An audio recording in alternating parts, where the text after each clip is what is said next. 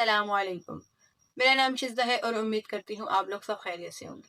آج جو واقعہ میں آپ کے ساتھ شیئر کروں گی، یہ واقعہ میرے بھائی کے دوستوں کے ساتھ پیش آیا تھا۔ تو آئے چلتے ہیں یہ واقعہ احمد کی زبانی سنتے ہیں۔ میں احمد، حمزہ اور زین میرے بچپن کے دوست تھے اور ہم تینوں کو خوفناک کہانیاں پڑھنے کا بہت شوق تھا۔ ہم تینوں کے پاس ایسی کتابوں کا ڈھیر تھا جن میں روحوں، پرانی حویلیوں اور پراسرار مخلوقات کا ذکر ہوتا تھا۔ ایک رات زین پرانی اور بوسیدہ کتاب لے کر آیا جو اسے ایک کباڑی کی دکان سے ملی تھی۔ کتاب کا نام تھا ساتویں دستک۔ زین نے پرجوش ہو کر بتایا، اس کتاب کے بارے میں مشہور ہے کہ اس کا آخری باب صرف وہی پڑھ سکتا ہے جو کسی قدیم کھنڈر میں بیٹھا ہو۔ میں، جو ذرا ہمت والا تھا، ہنسا اور بولا، یہ سب کہانیاں ہیں، لیکن چلو آج رات شہر کے باہر والی پرانی حویلی چلتے ہیں اور اس کتاب کو وہی ختم کریں گے۔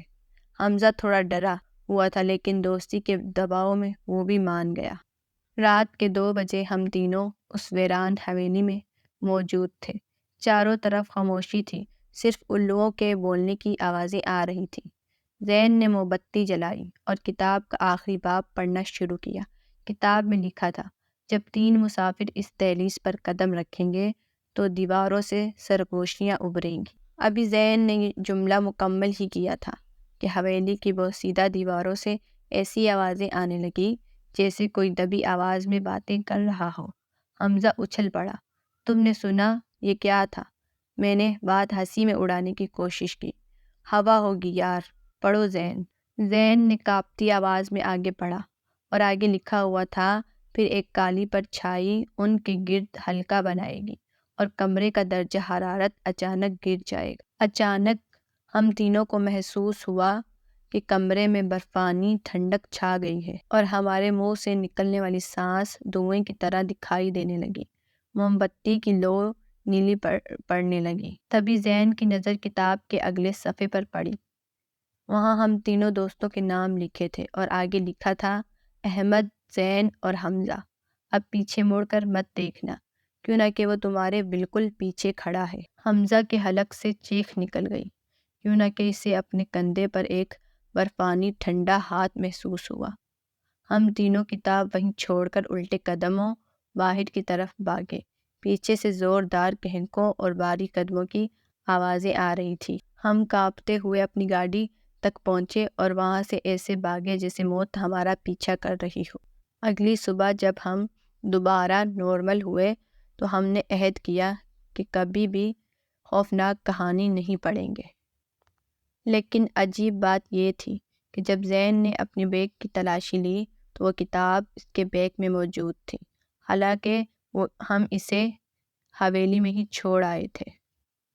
کتاب کا آخری صفحہ اب بالکل سادہ تھا، سوائے ایک لکیر کے۔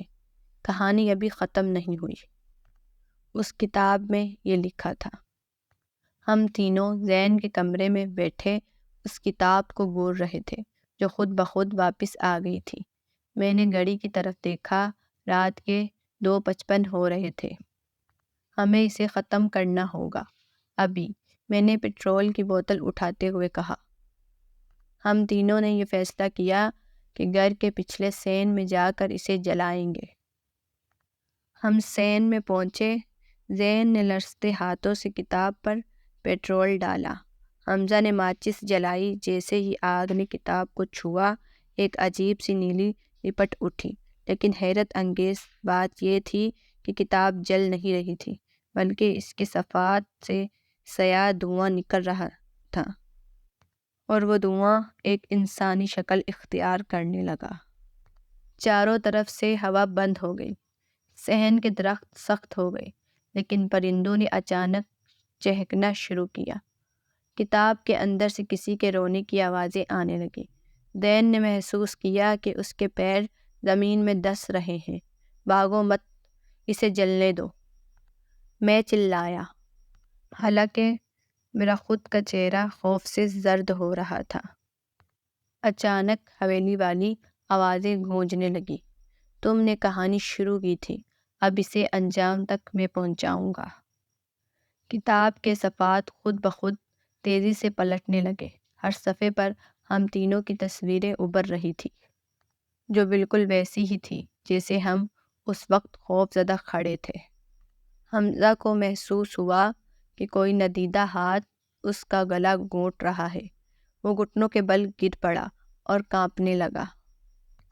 میں نے ہمت کی اور قریب پڑا ایک بھاری پتھر کتاب پر دے مارا، مگر پتھر کتاب کے آر پار ہو گیا، جیسے وہ کوئی مادہ نہ ہو بلکہ محض ایک سایہ ہو۔ تبھی ہوا میں ایک تحریر چمکی، ایک کو یہی رکنا ہوگا، تبھی دو بچیں گے۔ دوستی کا سب سے بڑا امتحان شروع ہو چکا تھا۔ تینوں ایک دوسرے کو بے بسی سے دیکھ رہے تھے۔ کون قربانی دے گا؟ صحن کی لائٹیں یکدم بجھ گئیں، صرف کتاب سے نکلنے والی نیلی روشنی باقی تھی۔ حمزہ کی حالت بگڑ رہی تھی، اس کی آنکھیں الٹ رہی تھیں۔ زین نے چیخ کر کہا، نہیں، ہم سب ساتھ نکلیں گے۔ اس نے اپنا ہاتھ براہ راست اس نیلی آگ میں ڈال دیا اور کتاب کو پکڑ کر پھاڑنے کی کوشش کی۔ جیسے ہی اس کا خون کتاب کے ایک خاص الفاظ پر گرا، ایک زوردار دھماکہ ہوا جس سے ہم تینوں دور جا گرے۔ بالکل خاموشی چھا گئی۔ گھڑی کی سوئیوں نے جیسے ہی تین کا ہنسا چھوا، وہ نیلی آگ، وہ سایہ اور وہ کتاب سب غائب ہو گئی۔ صرف زمین پر راکھ کا ایک ڈھیر باقی تھا۔ حمزہ نے لمبا سانس لیا۔ میرے ہاتھ کانپ رہے تھے اور زین کے ہاتھ پر جلنے کا کوئی نشان نہیں تھا، بلکہ وہاں ایک عجیب سا نشان بن گیا تھا، بالکل ویسا ہی جیسا کتاب کے شروع میں تھا۔ ہم بچ تو گئے تھے لیکن پہلے والے دوست نہیں رہے تھے۔ اب جب بھی رات کے 3 بجتے ہیں، ہم تینوں کے کانوں میں ایک ہی دستک سنائی دیتی ہے۔ ہم سمجھ گئے تھے کہ کتاب تو جل گئی ہے، لیکن اس کا خوف اب ہمارے اندر منتقل ہو چکا تھا۔ امید ہے یہ واقعہ آپ کو بہت پسند آیا ہوگا۔ ایسے ہی واقعات سننے کے لیے ہمارے چینل کو سبسکرائب کریں، ویڈیو کو لائک کریں اور بیل آئیکن ضرور پریس کریں تاکہ اگلی ویڈیو کو نوٹیفیکیشن آپ تک پہلے پہنچے۔ اور اگر آپ کے ساتھ بھی ایسا کوئی واقعہ پیش آیا ہو تو کمنٹ میں ہمارے ساتھ شیئر کریں تاکہ اگلی ویڈیو آپ کے واقعے پر بنائیں۔ تب تک کے لیے اپنا خیال رکھیں اینڈ اللہ حافظ۔